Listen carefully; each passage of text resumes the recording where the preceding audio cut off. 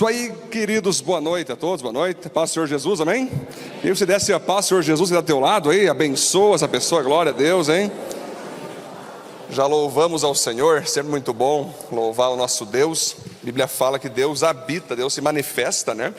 Deus, ele surge, ele aparece, ele se faz ver quando nós louvamos, adoramos o nome dele, quando nós colocamos o nome dele em evidência, né? Por isso que a igreja existe.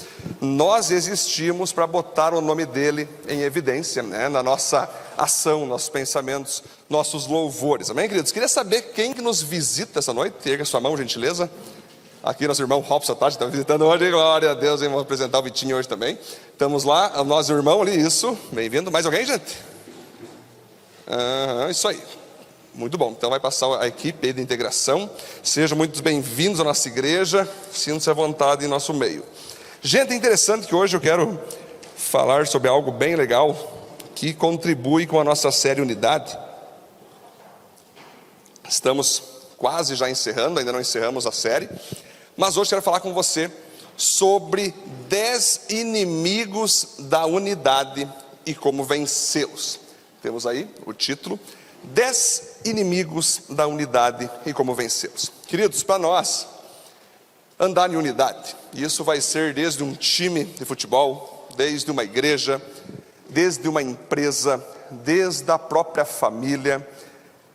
Para nós andarmos juntos, para nós andarmos unidos em um só propósito, em uma só visão, em um só objetivo, é necessário então nós vencermos alguns obstáculos que vão se levantar diante de nós, né? Então vai se levantar inúmeros, centenas, milhares de tipos, Marcelo, mas eu vou definir em 10.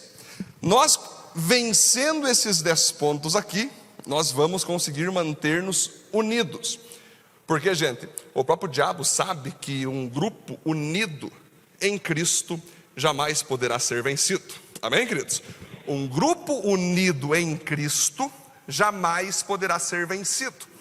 Mas o diabo, ele vai, semana a semana, dia após dia, hora após hora, ele vai tentar invadir o grupo, ou invadir aquela coletividade, para tentar trazer desordem, para tentar, Silas, trazer divisão, para tentar trazer maledicências, para tentar trazer separações, para tentar manchar aquele grupo. Então cabe a nós, igreja, em especial nós pastores, nós líderes e também os membros que estão chegando, entender quando tem algum tipo de movimento que possa contribuir para o todo ser atingido. Eu lembro uma vez, quando a Alemanha foi campeã, né? 2014, e agora a Argentina campeã, agora, né? Não é nenhuma novidade isso, que ia acontecer isso, né? Porque 2014 dizia assim que o Brasil tinha Neymar, Portugal tinha CR7, a Alemanha tinha uma equipe. E aí quando a gente começa a ver que um grupo, ele é formatado a partir de um indivíduo, aquele grupo que é formatado através da coletividade vai engolir todo o individualismo, né? Então a gente pôde acompanhar ontem, inclusive, nessa questão da Copa América, né? A gente entende ali que existe muito individualismo até no meio dos times, né? É o Neymar mais 10. Não, é a seleção brasileira. Renato, se a seleção brasileira tivesse entrado em campo, talvez nós tinha ganhado. Então o que acontece? É tão interessante que a própria Argentina fez um gol e não foi o Messi que fez o gol. Não foi o Messi. Porque eles também, mesmo tendo o Messi, eles preferem ser uma equipe. Então entendam, queridos, que em qualquer local, em qualquer lugar, aonde tiver grupos, se nós não andarmos em unidade, visão, objetivo, projeto, sonho, responsabilidade, pode acontecer uma derrota. Então cabe a nós, como igreja, observar atitudes, ações, intenções que possam denegrir, que possam dividir a nossa unidade. Então vamos ao primeiro ponto ali, é o nosso texto, aliás, nosso texto, isso. Efésios 4, 1 ao 6, vai dizer o seguinte, o apóstolo Paulo que escreve isso. Por isto eu, que estou preso porque sirvo o Senhor Jesus Cristo, peço a vocês que vivam de uma maneira que esteja de acordo com o que Deus quis quando chamou vocês. Sejam sempre humildes, bem educados e pacientes, suportando uns aos outros com amor. Façam tudo para conservar, por meio da paz que une vocês, a união que o Espírito dá. Há um só corpo, e um só Espírito, e uma só esperança, para o qual Deus chamou vocês. Há um só Senhor, uma só fé, e um só batismo. E há somente um Deus e Pai de todos, que é o Senhor de todos, que age por meio de todos e está em todos. Amém? Palavra de Deus para esse texto, gente? Glória a Deus, hein?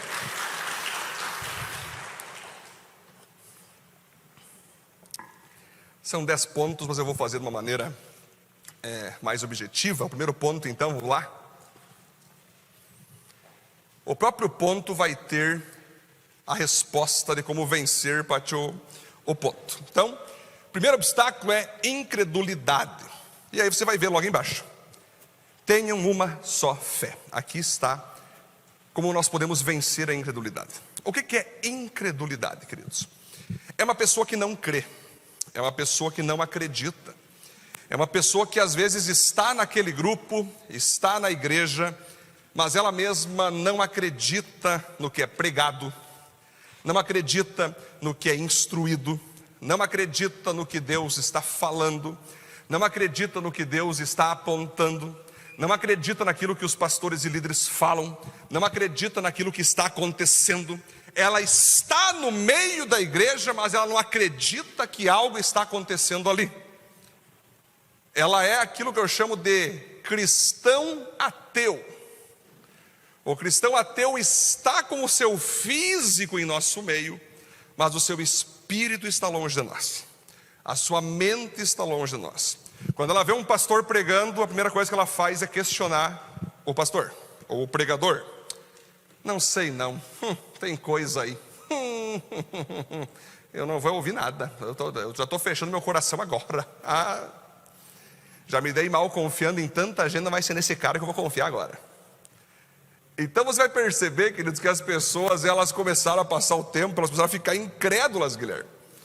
Elas tiveram traumas em outros grupos que viveram, em outras igrejas que viveram. Aí elas chegam aqui, estão aqui, mas ainda não acreditam no que nós falamos. Mas ainda não acreditam no que Deus está fazendo. Ainda não acredita que as ações dessa igreja são baseadas na inspiração de Deus.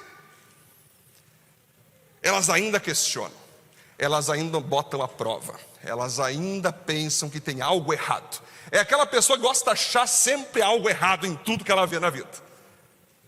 Ela ama achar pecado, achar coisa errada, achar péssima gestão, achar corrupção, achar carnalidade, é descobrir se tem alguém certo, se tem alguém errado, se tem alguém meio certo, se tem alguém meio errado. É uma pessoa que não consegue entender que não é porque você não entende alguma ação que aquela ação está errada. Não é porque você não aprova uma ação que aquela ação está errada. Então, como uma pessoa pode ficar dentro de um grupo, e aí eu vou dizer igreja, vamos pensar nós aqui, mas qualquer grupo, empresa. Imagina um cara trabalhando na Bruning, não concordando com o fundador dela, não concordando com as decisões dos diretores. Eu não acredito que isso aí seja bom para a empresa. Aí eu lhe pergunto, quem é essa pessoa para a empresa afinal? Ela conhece o contexto, Marcelo? Ela conhece a história? Ela conhece o que está acontecendo? Não. Mas são pessoas que gostam de falar. São pessoas que gostam de avaliar, julgar e não acreditar que Deus está fazendo algo naquele grupo. Como a gente pode vencer então, queridos? Olha que legal. Tenham todos uma só fé. Que fé, queridos? Fé em Cristo para a salvação. Fé na palavra, que tudo que está aqui na Bíblia, tudo que está instruído na Bíblia, tudo que tem base em princípios bíblicos é de Deus. Fé que os teus líderes, os teus pastores, sabem o que estão fazendo, Pedro. Pedro, sabe o que estão fazendo. Que os teus líderes de pequeno grupo sabem o que estão fazendo. Que essa igreja sabe para onde ela está indo. Marcelo, enquanto muitos estão nesse espaço, eu já estou lá em Nova York plantando uma igreja. Por quê, gente? É você entender que nós temos que ter a fé naquele grupo que você diz pertencer. Então, quando você está na igreja e você entende que o nosso lema aqui é aceitar, amar, que é falar a verdade, e transformar, que é fazer a pessoa ser transformada por Cristo, você tem que concordar com isso.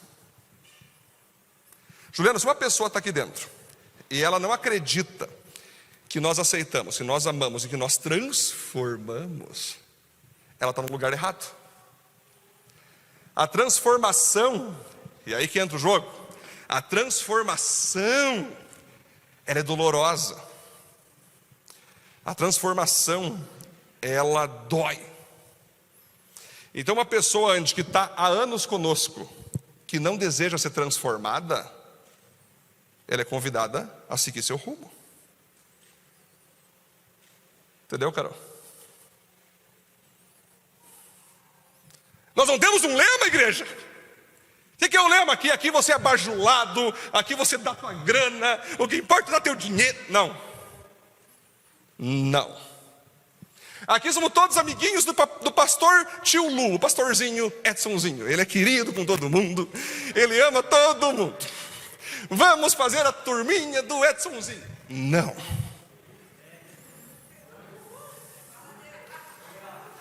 Gente, eu não fui chamado para fazer turminha do tio Edsonzinho.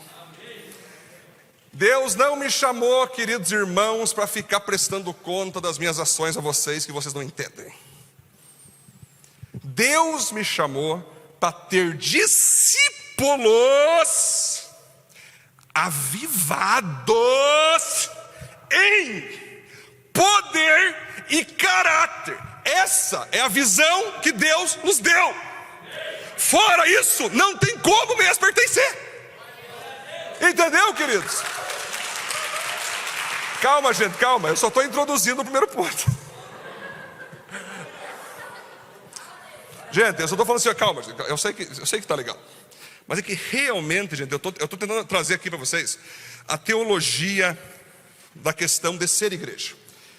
Isso aqui não é o clubinho da Mônica, isso aqui não é a turma da Magali, isso aqui não é o Rotary Club, que entra quem quiser, não.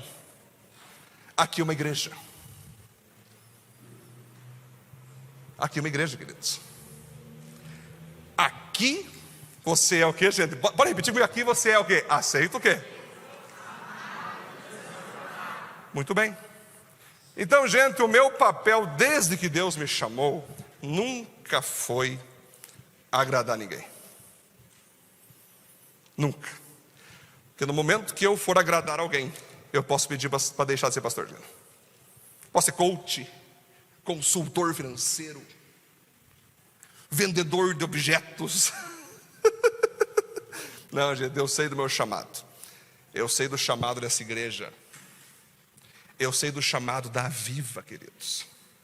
E eu sei que para entrar aqui, muitos vão entrar. Mas para permanecer aqui, Diego, tem que ser crente de verdade. Se não for crente, Edilene, não fica aqui. E muitos anjos de luz, a gente acha que é crente, né? Não são crentes. Não são, queridos. Não são. Porque na hora do transformado, a pessoa se revela um ateu, uma ateia, alguém que não deseja pertencer então ao grupo na sua coletividade. Como a gente vence isso então, queridos? É nós ter a mesma fé, nós temos que seguir. Nós temos aqui 5 propósitos como igreja. Nós adoramos a Deus, nós temos comunhão, nós temos discipulado, nós temos aqui serviço, nós temos evangelismo. Nós temos uma maneira de fazer igreja. É muito simples você fazer parte de um grupo. É só você entender como ele funciona, qual que é a visão daquele grupo, como que ele trabalha, o que ele crê. Creia junto, queridos. E assim você vai ficar tranquilo. O ponto 2, vamos para insubmissão.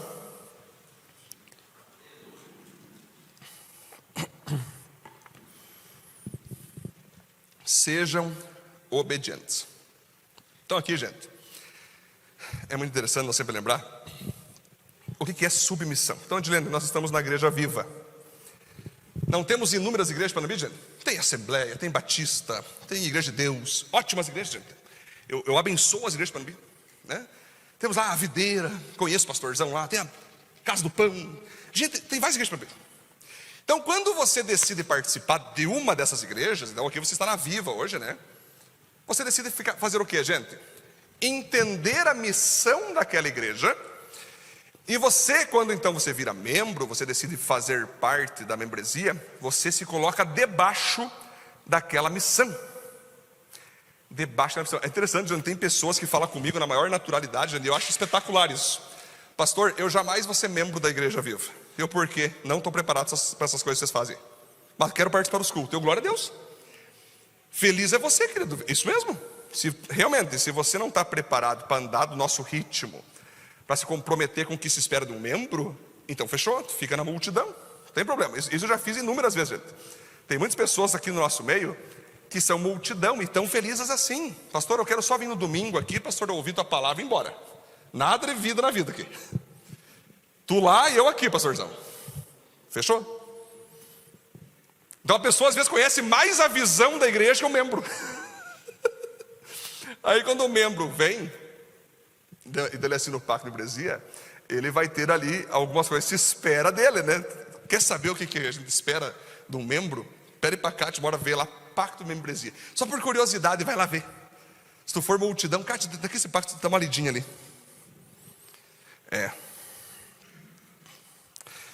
Pois é. Eu vou ter pastoreio, eu vou ter acompanhamento. Os pastores vão dar a vida por mim. Só que eu também tenho que dar a vida por eles. Eu tenho que dar a vida por eles também. Então, gente, membro é assim, tá? Existem os que fazem parte da família, que moram naquela casa, que dividem as despesas, e existem as visitas. Temos cafezinho hoje?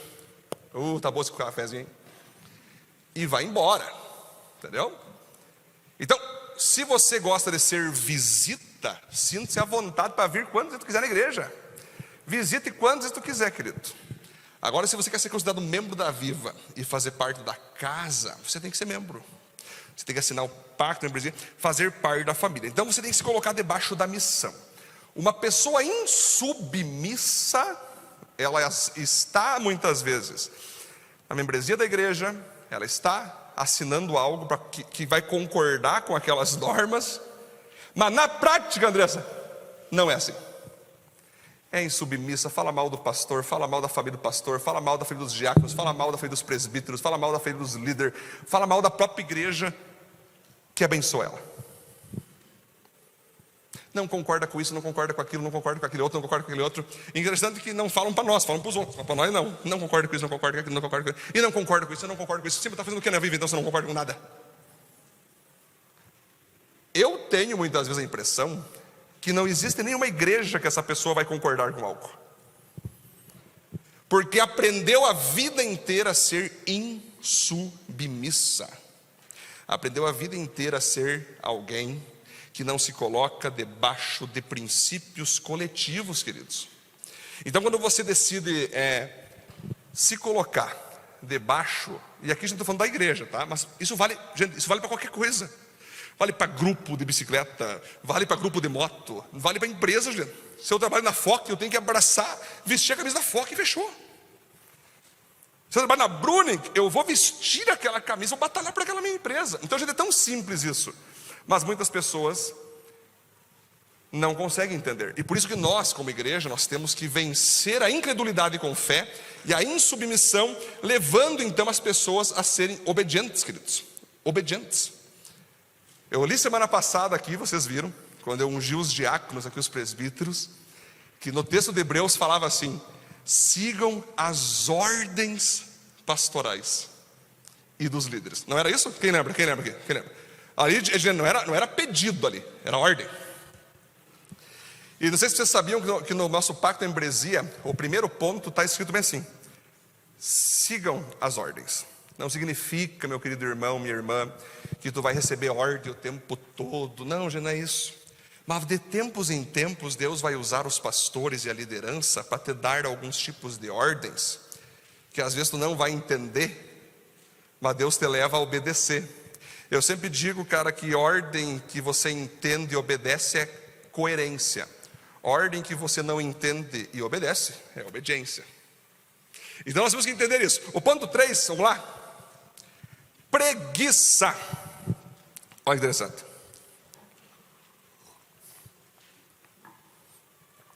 Como a gente vence a preguiça? Sendo comprometidos.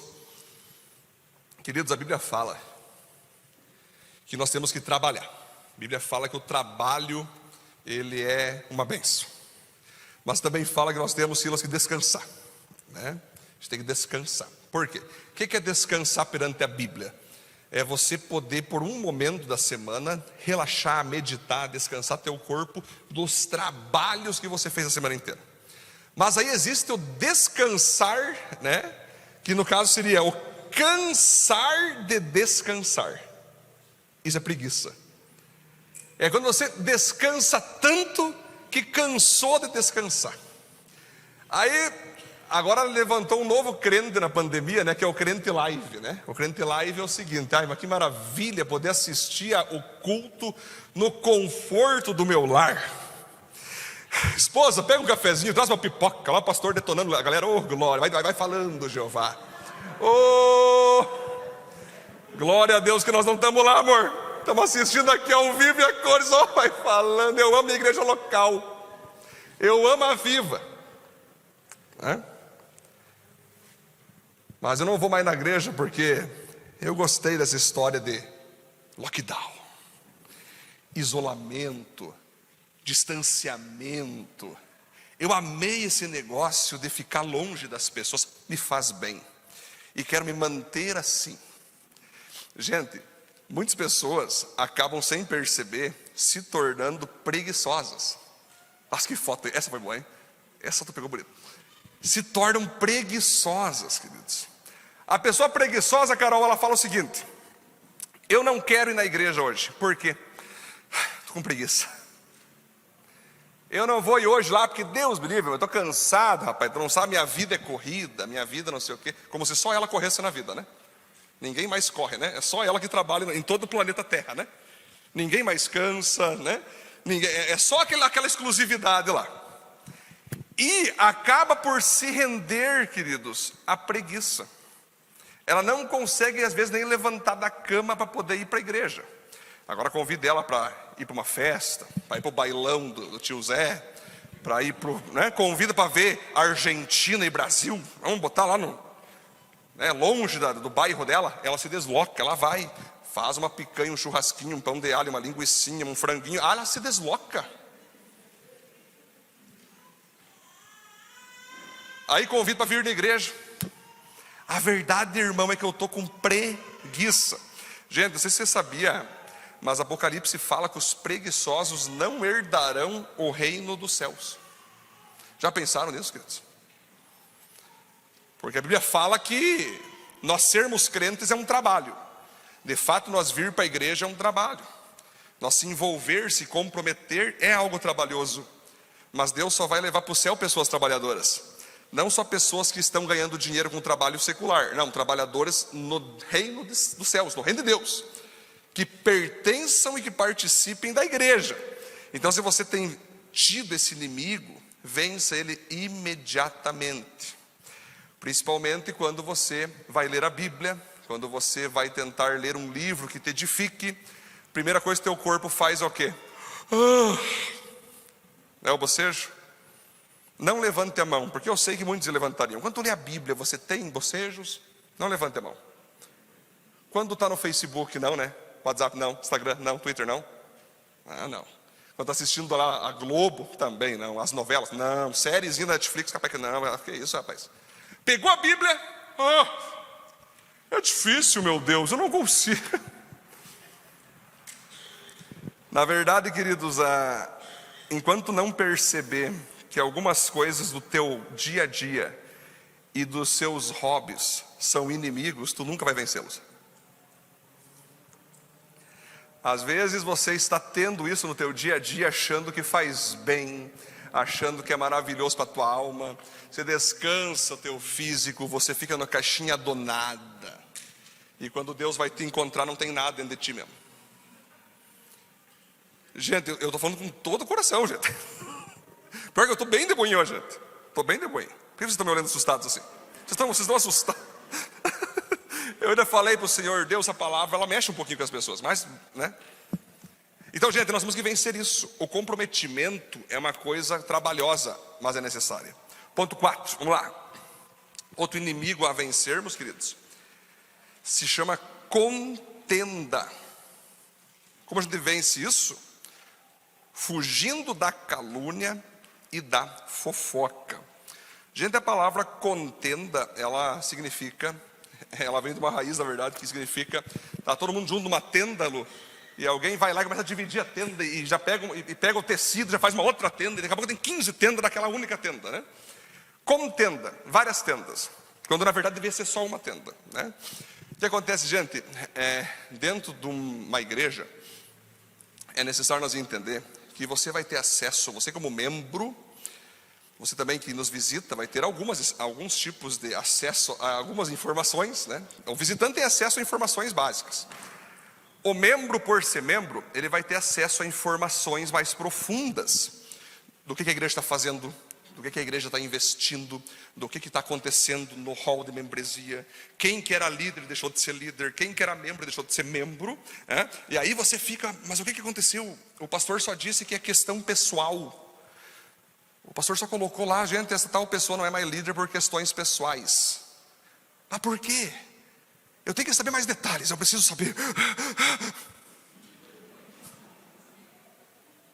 É bem simples, Bati, é bem simples. Eu sempre falo assim, procura a gente, eu sempre digo a mesma coisa, gente. Todo detalhe pode nos procurar, nós estamos aqui. Só que às vezes, queridos, eu sempre digo o seguinte, às vezes os detalhes expõem muitas pessoas. Gente, nós temos que entender o seguinte, que santidade, Edilene, é você não ter nada a esconder. Sabedoria é você não precisar contar isso para todo mundo. Então às vezes você vai ter informações do que acontece dentro da igreja, que você pode ser tentado a começar a dar opinião daquilo que você não sabe, na contextualização do negócio. Você vai começar a dar julgamentos, sendo que você não é parte nem do problema e nem da solução. Você vai começar a afirmar coisas que você não tem noção do que é. E aí você pode entrar em algo chamado calúnia. O que é calúnia? É eu saber de certa questão que houve e eu interpretar de uma maneira que não ocorreu, que não foi aquilo, e jogar para frente. Então toda vez que eu sei de algo e interpreto com os meus olhos carnais e jogo para frente, aquela interpretação tem tudo para não ser verdade, porque tu não sabe a profundidade da questão. Tu joga para frente e outros jogam para frente e outros, aquilo se torna então uma calúnia. Calúnia então é quando você joga para frente uma inverdade, né? Gente, se você gosta de ler notícia, eu acho que quase todas as notícias que eu leio de uma rede de televisão é mentira. A calúnia é uma coisa muito complicada, porque vai cair nos ouvidos, Tainara, de quem é inocente e vai acreditar. É triste quando a pessoa é caluniadora, ela vai lançando para frente aquilo que não é verdade. Algumas pessoas maduras vão dizer: não, eu tenho certeza que isso é mentira, não é possível, calma aí, eu vou ligar para a pessoa, eu tenho que saber da fonte, eu vou na fonte. É verdade isso? Capaz que, da onde? Quem te falou isso? Não, a caluniadora ali, meu Deus. E também existe outra coisa, que se chama fofoca. O que é fofoca, queridos? Olha que interessante, a gente sempre interpretou a fofoca de modo errado. Calúnia, então, é eu jogar para frente o que não é de Deus, Débora. O que não é correto, o que não é verdade. Fofoca, Diogo, é eu pegar algo que eu fiquei sabendo que é verdade, mas não deve ser passado adiante, e eu passo. Então por isso a gente fala que existem pessoas fofoqueiras. Elas pegam algo que elas ficaram sabendo, que não deveria sair daquela parte privada ali, e jogam para frente. Isso é fofoca. E por que eu digo que isso é um inimigo da unidade cristã, queridos? Porque uma fofoca, uma calúnia, ela pode fazer com que pessoas se afastem de Deus. Ela pode fazer com que pessoas se afastem da igreja. Porque elas vão começar a acreditar naquilo, e por elas não saber o contexto, os detalhes que levaram aquelas ações a acontecerem, elas vão começar a se rebelar, talvez até mesmo contra uma liderança numa igreja, contra uma membresia da igreja, contra irmãos, porque alguém pegou e levou para frente o que ela ficou sabendo, mas não entendeu o porquê, ou aquilo que ela levou para frente de modo mentiroso. Então, gente, toda vez que você, como membro da igreja, tiver acesso a uma pessoa que decidiu na mesa do jantar falar mal do teu pastor, falar mal da tua igreja, falar mal de alguém da tua igreja, opa, só um pouquinho. Por que está falando isso dessa pessoa? Quem te disse isso? Você tem provas disso? Você sabe por que foi feito tal coisa? Por que você está defendendo A ou B? Tu sabe o que aconteceu? Só um pouquinho. Vou ligar para o meu pastor agora. Pastor, tem uma pessoa aqui que está demolindo o senhor aqui.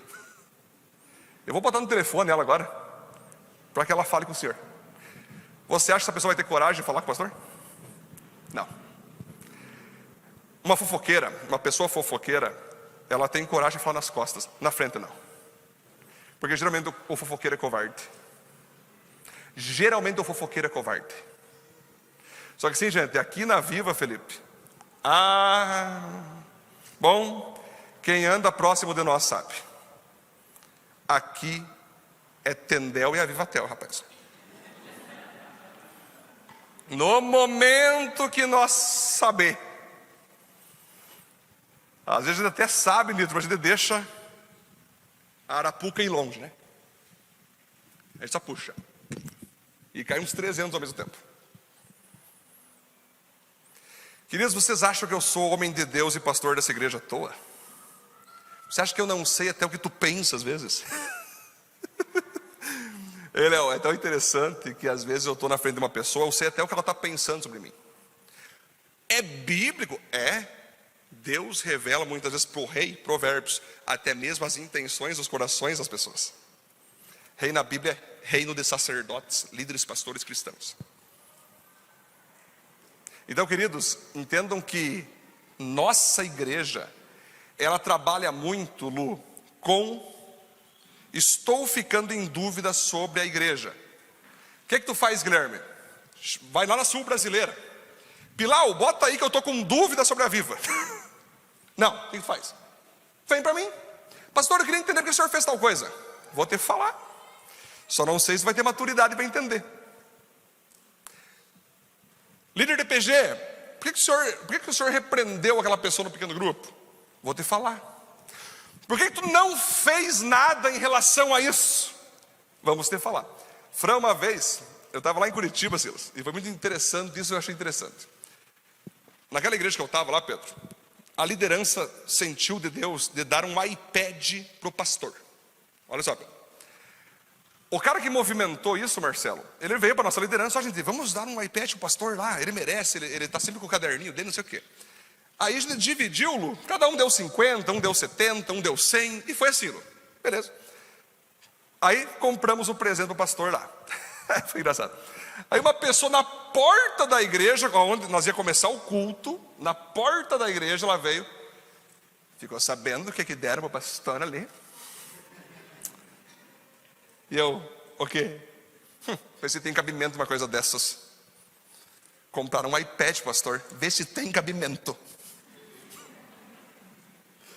E eu falei assim, Jéssica, pois é, eu inclusive dei uma parte. Não podia dar. Eu acho muito esquisito isso aí. Ficar abençoando o pastor. O pastor tem que viver na miséria, tem que ser pobre. Da onde tirou isso? Da onde tirou isso? Bíblico não deve ser. Por quê? Daí eu bem assim, Diogo. Bom, como tu tem essa opinião, só espera um pouquinho que eu vou lá chamar o pastor. Não, para! Não, mas eu quero que tu fale diretamente para ele. Vamos ali comigo, quero que tu fale para ele que ele não merece o iPad, que ele tem que ser pobre, miserável, que ele tem que se dar mal na vida. É isso que tu pensa do teu pastor, tu é membro da igreja. Vai lá, eu quero que tu fale com ele lá. Não, eu repensei. Eu bem assim, Melissa, eu falei bem assim, tá bom. Tu tem até amanhã para contar para ele o que tu me falou aqui. Porque se tu não falar, eu vou falar. Resumindo, Dani, não falou. Pastor, sabe aquele bonito ali? Que gosta de dar os dízimos altos, né? Esse aqui, que louva a Deus, que fala que tu é o pastorzão da vida dele. Sabe esse aqui? Esse cara te triturou, pastor, porque nós demos o iPad para o senhor. Eu não vou guardar essa informação, porque se eu guardar eu sou cúmplice. Eu mandei ele falar para ti. Como ele não falou, eu estou falando aqui. Resumindo, gente, aí, né, só me afastei da cena. Aquela pessoa foi terrivelmente repreendida já. Porque, cara, tu espera isso de um inimigo, de um perseguidor, Débora, de alguém de outra religião, sei lá, de alguém endemoniado. Agora, de um membro da igreja? Não. Então, como estou ensinando vocês aqui, meus queridos irmãos. Se alguém usar a sua língua para falar mal da tua igreja, não importa se é líder, não importa se é membro, não importa se é visitante, não importa se é desconhecido, entrega para nós aqui. Porque assim nós podemos manter a igreja unida. Amém? Vamos aplaudir Deus por isso? Muito bom. Vamos seguir lá. Desconfiança. Naquilo que entendemos, coerência. Naquilo que não entendemos, confiança.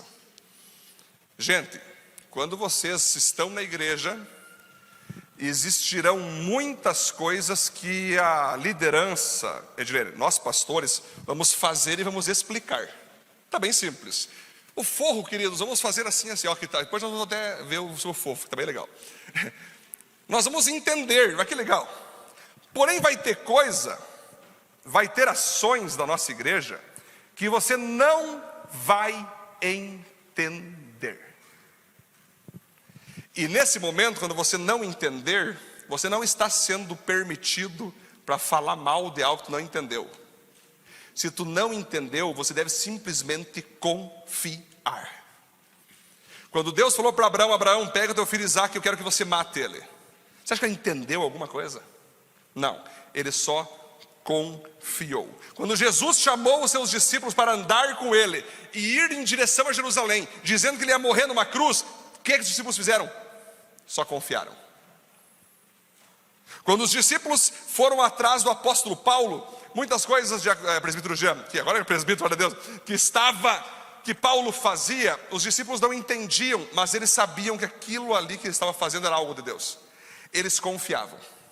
Gente, um filho que pertence a uma casa nem sempre vai ter acesso a quanto o pai ganha, a quanto a mãe ganha, nem sempre vai ter acesso às lutas que aqueles pais dela estão passando, mas elas confiam que está dando tudo certo. Elas confiam que o pai sabe o que está fazendo.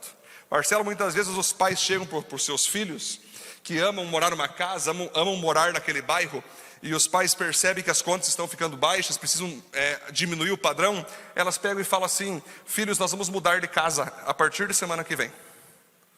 Por quê, pai? Só confia em mim. Às vezes o pai não quer falar para aquela criança que eles estão passando necessidades, porque pode ser pior ela saber daquilo. Vocês entendem, gente, que às vezes você saber tudo pode ser pior? Se o meu pai fala que eu tenho que sair, confia em mim, eu vou seguir, porque eu confio nele.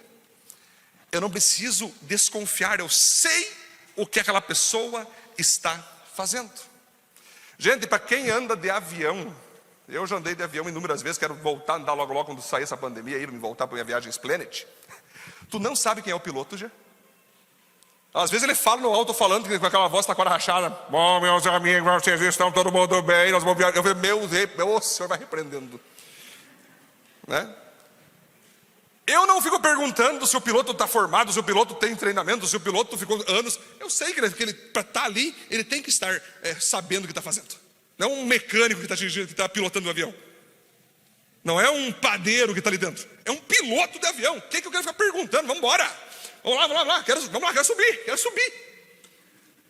Agora imagina eu começar: para esse avião aqui, para esse avião. Quem que é esse cara? Da onde ele veio? Da onde surgiu? Quem é a mãe dele? Quem é o pai dele? Tem coisa na nossa vida, queridos, que é só você confiar. Aquele cara sabe o que está fazendo. Gente, se vocês sabiam, eu sou especialista em aconselhamento, sou pós-graduado em liderança e formado em teologia. Vocês acham que eu estou brincando em serviço aqui? Vocês acham que eu estou brincando de ser pastor, Jéssica? Vocês acham que eu estou brincando de ser pastor? Não. Vocês acham aqui, queridos, que nós estamos brincando de fazer igreja? Não. Nós sabemos muito bem o que nós fazemos. E outra, existem muitas decisões que nós ficamos, no mínimo, Adriano, 1 ano orando, avaliando e esperando o momento certo para fazer acontecer algo. Aqui ninguém faz nada precipitado, não. Aqui ninguém faz nada na carnalidade, não. Aqui nós seguimos o momento certo. O vento sopra, o vento direciona. Cabe então à igreja, cabe então à membresia, quando não entender, confiar. E é tão bonito, queridos, quando a pessoa fala assim: olha, eu não entendo por que o líder fez tal coisa, porque o discipulador fez tal coisa. Eu não consegui entender porque o pastor decidiu isso. Mas se ele decidiu, está decidido e eu confio nele.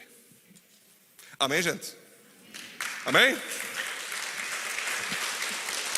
É isso aqui, queridos. A nossa igreja, Gilene, vai crescer muito. Então essa palavra, ela está embasada teologicamente, para que quando tiver 600 membros, 1000 membros, isso vá para todos os membros. E todos, porque, gente, às vezes a pessoa ela fala por aí, Renato, mas ela não é maldosa em fazer isso. Ela só foi mal instruída. Que tem coisa que ela fala, que repercute, que pode, né? Mas nós temos que entender, queridos, nós temos que confiar. Outra coisa que eu falo, Graziano, o que eu falo? Digamos que o Tita ficou: pastor, eu não entendi uma coisa. O Tita me procura: pastor, marca um entendimento. Pastor, o senhor fez determinada coisa que eu não entendi. O senhor pode me explicar o porquê que o senhor... Eu já fiz várias, Débora, os meus pastores que eu tive, todos, Edilene, todos, quando eu não entendi alguma coisa, eu ia reto neles. Eu ia assim: pastor, só uma pergunta, eu vi que o senhor fez isso. Eu falava assim: o senhor fez isso. Eu não entendi, pastor, eu queria entender por que o senhor fez isso. Tu pode me explicar? Que eu até achei que foi esquisito. Me explicavam. E muitas vezes, Diego, era uma coisa que eu nunca imaginei na minha cachola que poderia estar acontecendo. Tá? Então, gente, olha só que legal. Isso aqui é muito legal, todo esse contexto. Mais um ponto, vamos lá para não demorar tanto. Desrespeito. Naquilo que concordamos, celebração. Naquilo que não concordamos, respeito. Gente, olha só. Dentro da nossa igreja, nós temos que nos comprometer em ser unidos em tudo aquilo que está baseado na palavra, está baseado na Bíblia, em nossa visão coletiva, em nossa declaração de propósitos, em nossa missão. Porém, muitas pessoas aqui vão ser torcedoras do Inter, torcedoras do Grêmio. Algumas, vão querer ser de partido político A, Marcelo, partido político B. E não tem nada a ver com ir contra a fé, né? Existem partidos políticos que o próprio partido, em toda a sua estrutura, é contra a fé, Renato. É contra a Bíblia. Aí é evidente que tu tem que chegar, membro, vamos lá, né? Tu está sendo filiado a um partido do capeta? Não, volta para cá. Fica livre aqui, ó. Aqui esses partidos, escolhe. Mas vai acontecer, queridos, de nós decidirmos certas coisas na nossa vida que não tem nada a ver com palavra pastoral. Dando com aquilo que você fez, eu não posso dizer que tu errou, porque não tem base bíblica, não tem uma ordem de Deus dizer que tu errou. Eu vou então respeitar. Então, naquilo que nós concordamos, unidade. Naquilo que nós não concordamos, respeito. Ponto 7, vamos lá. Igreja é a união de muitos perdoadores, para nós vencermos a mágoa. Olha que interessante, gente. A palavra mágoa, ela vem de uma raiz que significa má água, água ruim. Ou seja, da onde vem a mágoa? A mágoa, ela começa aonde, queridos? É muito interessante nós entender isso. A gente está na igreja, né? A gente está na igreja. Vai acontecer de alguém nos ofender uma hora ou outra. Se não tem, gente, é certo que de tempos em tempos alguém vai te ofender, né? Ofensa na Bíblia tem uma etimologia que significa tapa emocional. Por isso, quando Jesus falou que se alguém der um tapa na face direita, ofereça o lado esquerdo, ele estava querendo ensinar o seguinte ali: perdoe o mais rápido possível a ofensa que te fizeram. Por quê? Porque você é um coitadinho, uma pessoa que não sente raiva? Não. Porque se você não perdoar uma ofensa, e você internalizar, guardar aquela ofensa contra uma pessoa, aquilo vai se transformar em mágoa. Você fica magoada com aquela pessoa. Você não consegue cumprimentar aquela pessoa. Você não consegue estar junto com aquela pessoa. Você não consegue sentar ao lado daquela pessoa. Você, quando vê ela, você atravessa a rua para não passar por ela. Você não responde WhatsApp, mensagens dela. E muitas vezes essa pessoa é irmã em Cristo, membro da sua igreja. O apóstolo Paulo vai dizer isso, aliás, o apóstolo Paulo não, porque foi Hebreus. Dizem que foi o apóstolo Paulo que escreveu, mas não se tem certeza quem escreveu Hebreus. Mas o autor de Hebreus fala: cuidado com que nenhum de vocês fique com o coração magoado, porque a mágoa é como espinhos que podem começar a cutucar outras pessoas, podem começar a agredir outras pessoas. Então assim, Juliano, se eu estou magoado com alguém, em algum momento eu vou falar dessa mágoa para outra pessoa. E se essa outra pessoa que me ouvir não for madura para me levar à reconciliação com aquela pessoa, como eu preguei esses dias de Filemão, ela também vai ficar magoada. Sério que ela fez isso? Que nojo! 2 magoadas. Já são 2. Era uma, tem 2. Aí essa segunda vai para a terceira. Tá sabendo o que a outra foi? 3 pessoas magoadas. Daí, meu Deus. Daí uma bonita ela bota no Facebook. Estão sabendo? 700 pessoas magoadas. Pronto, tá de parabéns. Aplauso para essa pessoa. Que ao invés de curar a sua mágoa, perdoando a pessoa que lhe ofendeu e parando o BO ali, ela espalhou. É que nem câncer, né? Vai numa célula, vai na outra célula, pegou no corpo inteiro. Aí é que tá. Então, como que a gente faz como igreja para estarmos sempre unidos? É entendermos que nós somos uma igreja que é a união de muitos perdoadores. Todos nós, queridos, precisamos perdoar. A questão não é que você tem uma carta na manga e que talvez tu use. Não, tu vai usar. Vai usar.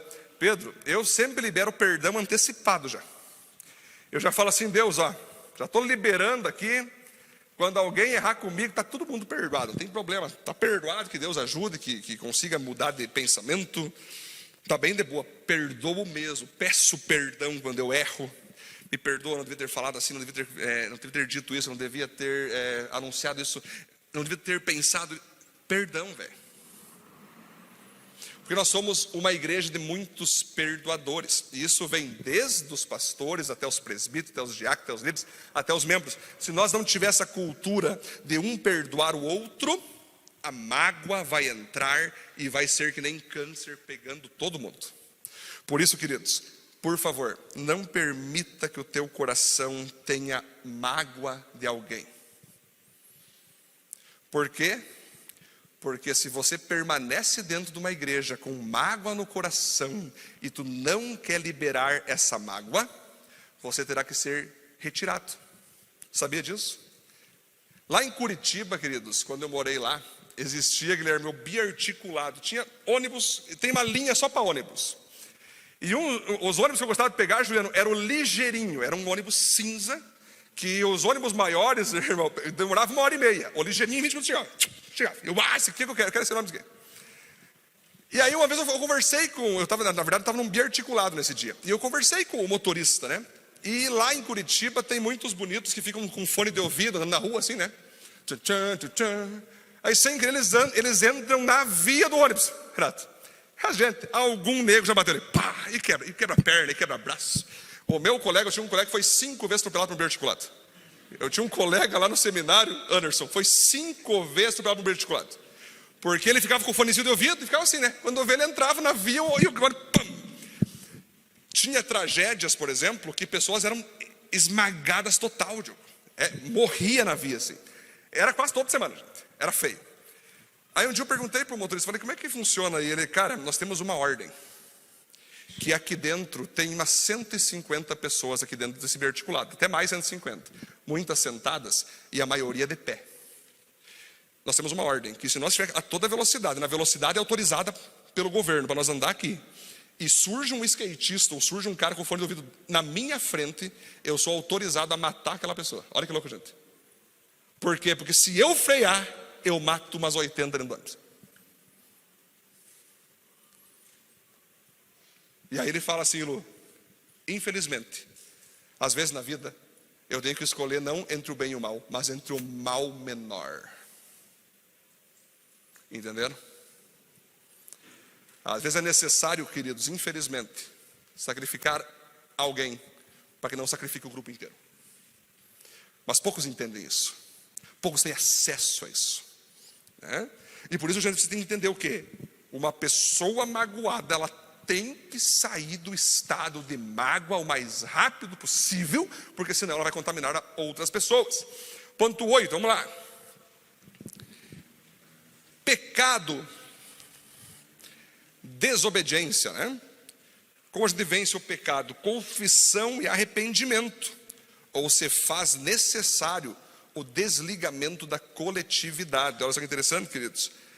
Outra coisa que existe e que vai maltratar a unidade da igreja é alguém que do nada começou a querer viver no pecado, viver em imoralidade sexual, viver em corrupção, viver em desonestidade, viver uma vida que é totalmente contrária à palavra de Deus, aquilo que está sendo pregado dentro da igreja, aquilo que está sendo instruído. Aquela pessoa, ela está vivendo no pecado literalmente. E aí, uma pessoa dessa, Paty, ela tem que ser confrontada para que ela se arrependa. Ela tem que se arrepender. Cara, abandona o pecado aí, velho, tu não pode, tu é crente, né? Tu é cristão, tu é da luz. Abandone isso, você não pode viver assim. E aí a pessoa, ela vai confessar, ela vai se arrepender e ela vai retornar à coletividade na santidade. Porém, se essa pessoa não se arrepender, se essa pessoa não parar com a sua... Eu estou falando de membro, tá, gente? Não visitante, estou falando de membro.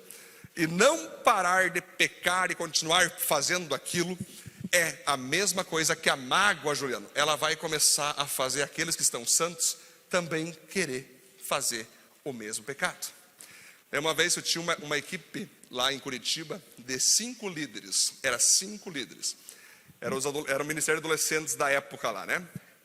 Eu estava bombando com os adolescentes. Era 70 adolescentes, era 80 adolescentes, era 100 adolescentes. E teve um momento, cara, que começou a travar. Começou a diminuir. E o cara, que esquisito, tem algo errado. O Léo até fazia parte, né, de um outro grupo, não desses 5. O Léo fez parte depois da minha equipe lá. Aconteceu alguma coisa aqui, eu comecei a orar a Deus, por que está meio travado, o que está acontecendo, que não está vindo mais gente, está saindo, eu tenho que entender o que está acontecendo. Aí Deus me mostrou 5 laranjas, eu tinha uma visão, Deus me mostrou 5 laranjas, e uma delas começou a apodrecer de tal maneira de ficar cinza.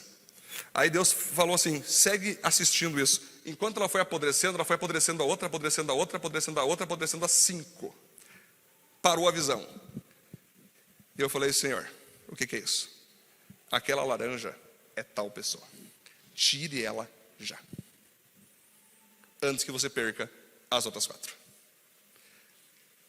Aí eu chamei aquela pessoa, eu e minha esposa, e falamos assim: viu, Deus me mostrou essa visão, essa assim, e Ele apontou que é você essa pessoa.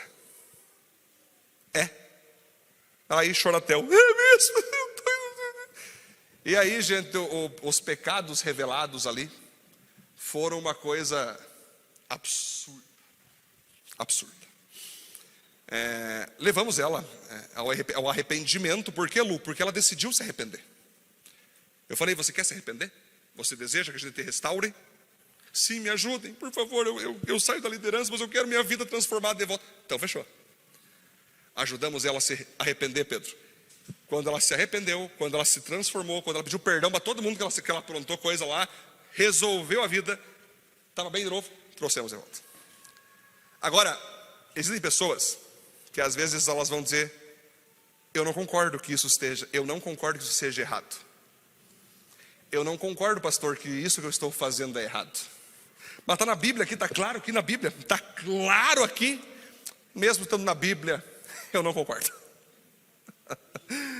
Ai, meu Deus do céu, é que nem um pregador uma vez estava pregando, né? E aí ele falou assim que Jesus pegou o chicote e desceu a ripa na galera. Aí um cara que estava ouvindo, né, falou assim: não, Jesus não fez isso não, duvido. Fez sim, ele fez, mas não devia ter feito. É o ponto de tu chegar e dizer até para Jesus o que ele tem que fazer. Aí é para acabar, aí não se tem mais esperança, né? Mas, gente, a pessoa então ela vai dizer assim: eu não concordo que isso seja pecado. Tu não concorda? Não. Mas tu tem que entender aqui, isso que é pecado, a Bíblia está dizendo que é pecado. Aqui está claro, aqui, meu querido. É para ti, mas para mim não é. Bom, então, tchau. Está aqui teu pacto, sai. Procure uma igreja onde você tenha pastores que não preguem a palavra de Deus. Por quê, queridos? Porque se uma laranja fica podre, ela tem a chance de se arrepender. Agora, se uma laranja fica podre e ela não quer se arrepender e não concorda com aquilo que foi falado, ela pode ser uma potencial podridão dentro das outras laranjas. Então eu uso nessas horas essa lei, quando o próprio Deus estava no céu e ele tinha um anjo que era lindo, Thomas, maravilhoso, até que o anjo chamado Lúcifer abrigou no seu coração um desejo de fazer algo errado no céu, quer ficar do lado de Deus, fazer uma rebelião. Quando Deus identificou esse desejo no coração do Lúcifer, o que ele fez, gente? Vamos tomar um café? Lúciferzinho, Lúcifer, você é tão querido. O que ele fez, gente? Expulsou do céu. Por que, Carol? Que se Deus deixa, todos os outros anjos, em questão de tempo, seriam rebeldes, igual Lúcifer. Então, para você proteger a coletividade, sim, é necessário que alguns indivíduos ou se comprometem com a santidade e com a visão da igreja, ou é necessário a remoção dela, para que as outras não sejam contaminadas. Entenderam, queridos? Está ficando claro aqui? Então, quando vocês ficarem sabendo de alguma coisa, saibam que tem todos esses princípios aqui que nós temos que viver. O ponto 9, vamos lá. Estamos quase finalizando, penúltimo ponto já. Egoísmo. A vida deve girar em torno dos outros e não em torno de si mesmo. Gente, isso aqui é interessante, porque as pessoas, muitas vezes, elas querem ser cristãs, mas elas não querem ser coletivas, né? Lembro uma vez, Thomas, tinha um menino que não vinha na igreja nunca, ele era membro, casado. Aí eu falei assim, cara, vem para a igreja. Aí ele dizia, não, a minha esposa não quer ir hoje. Beleza, acho errado isso aí, devia vir, né? Vou tolerar um pouco. Daí passava 7 semanas, Gabriel. Eu não vou na igreja porque a minha esposa não quer ir. Chamei os dois e falei assim, irmão, você colocou a tua esposa no lugar de Deus. Tire ela imediatamente desse lugar, antes que Deus destrua você. É forte essa palavra, né? Você acreditou, Edilene? Não, pastor. Aqui é nós, a gente assiste filme juntos, está sempre junto, não tem nada que possa acontecer aqui. Saíram da igreja. Era Heineken, festinha, Skol, filminho. Não deu 1 ano e 3 meses, explodiu o B.O. Estão hoje divorciados. A mulher não quis mais ele. Ele tentou reconciliar, não deu. Ela não quis mais ele. Ele disse, sabe o que aconteceu? Eu não vou abrir meu WhatsApp, porque eu quero ficar fazendo assim vocês. Chega um WhatsApp para mim, Jéssica. Fulano. Botei ouvir. Pastor, só tenho para te dizer uma coisa. O que, irmão? O senhor estava certo. Quando tu me disse que eu botei a minha esposa no lugar de Deus, eu devia ter te ouvido. E por eu não ter te ouvido, pastor, eu estou aprendendo da pior maneira possível. Deus me tirou a minha esposa, pastor. O senhor pode me receber de volta, pastor? Eu sei que eu não estou mais na igreja, mas, Jéssica, claro que sim. Óbvio. Toda vez uma pessoa que não está mais aqui se arrepender, mas, gente, braço abertaço. Chamei aqui. Eu falei, irmão, antes de eu te falar qualquer outra coisa, você entende que tudo isso aconteceu por culpa tua? Porque tu não obedeceu uma palavra, tu entende isso? Sim, pastor. Talvez o Senhor consiga reconciliar teu casamento, é o que eu quero, mas talvez não. E aí? E não reconciliou, Lu? Não reconciliou. Então, por favor, queridos, entendam o que eu estou falando com vocês.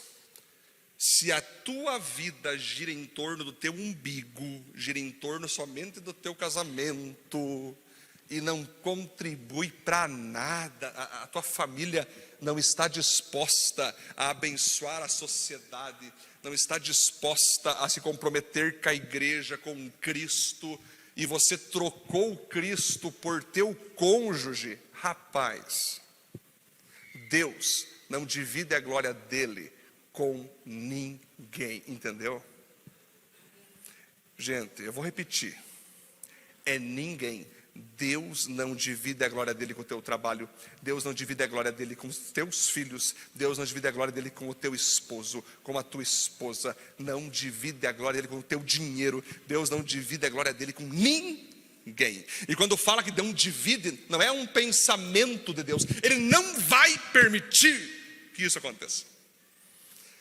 Então, nós pastores, líderes aqui, vamos sempre lembrar as pessoas disso. E elas vão decidir então se vão obedecer ou desobedecer. Obediência gera bênção, desobediência gera maldição.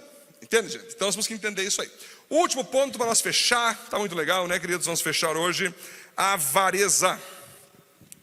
Suas posses e finanças são dádivas de Deus, que devem ser usados a modo individual e também coletivo.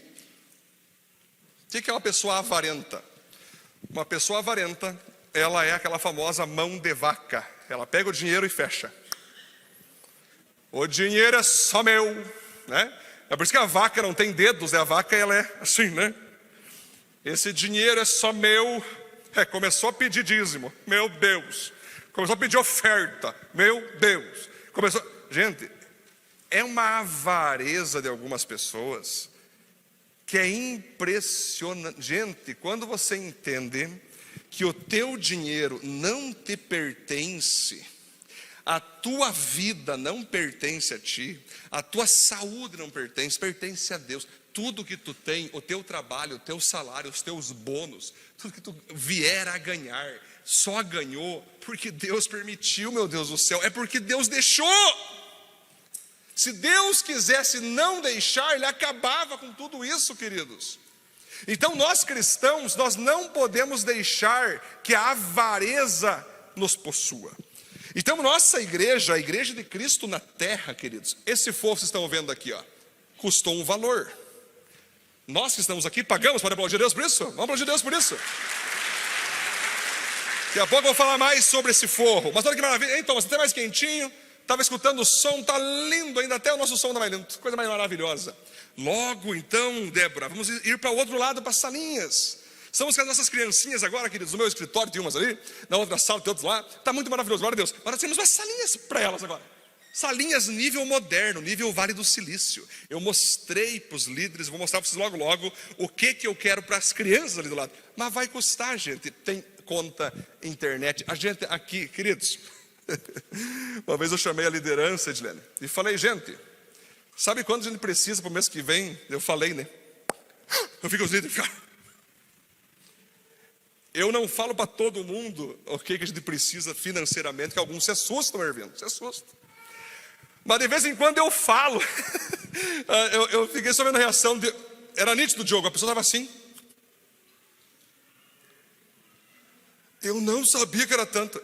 Só ouve o pastorzão aqui. Quando eu falo que nós temos um projeto gigante, e com isso despesas gigantes, e com isso temos que ter provisões gigantes.